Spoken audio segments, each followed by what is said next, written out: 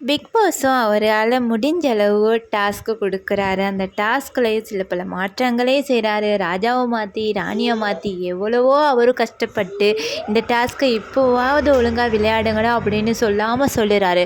But இந்த மூடர்கள்லாம் என்ன பண்ணுறாங்கன்னா மீண்டும் மீண்டுமாக அந்த மாதிரி சண்டை போடுறதுலே குறியாக இருக்கிறாங்க.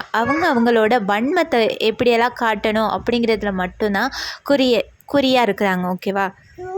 முக்கியமாக எஃப்ஜே அண்ட் பார்வதி இவங்களோட சண்டையை தான் அடுத்த ப்ரோமோவாக காட்டுறாங்க. எஃப்ஜே அண்ட் கனி 2 பேரும் உட்காந்து சாப்பிட்டுக்கிட்டு இருக்கிற போது பாரு அந்த பவுலில் இருக்கிற கறியை கொண்டு போயிட்டு சிங்கில் போட்டுடுறாங்க. ஓகேவா? பாருக்கு இது தேவையில்லாத ஒரு விஷயம். என்ன அடுத்தவங்க சாப்பிட்றாங்க, அதில் கறி இருந்துச்சுன்னா சாப்பாடு வேணுமா வேணாமா அப்படின்னு கேட்டுட்டு தான் அதை கொண்டு போயிட்டு போடணும்.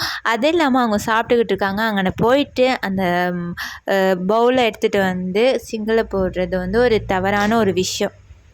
எஃப்ஜேவோ இதை தட்டி கேட்குறாரு. பாரு என்ன செய்கிறாங்கன்னா எதுவுமே தெரியாத பச்சை பாப்பா மாதிரி ஓவர் ஆக்டிங் கொடுத்துக்கிட்டு இருக்காங்களே, அதில் ஒன்றுமே இல்லை, அது ஒன்றுமே இல்லாதனால தான் நான் சிங்கில் கொண்டு போயிட்டு போட்டேன், அந்த மாதிரி ஆக்டிங் கொடுத்துக்கிட்டு இருக்கிறாங்க.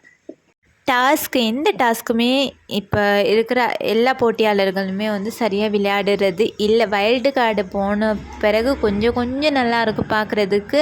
அதிலே அவங்களே விளையாட விடாமல் இவங்களும் விளையாடாமல் ஓவராக ஒரு மாதிரி கத்திக்கிட்டே இந்த ஷோ கொண்டு போகிறாங்க.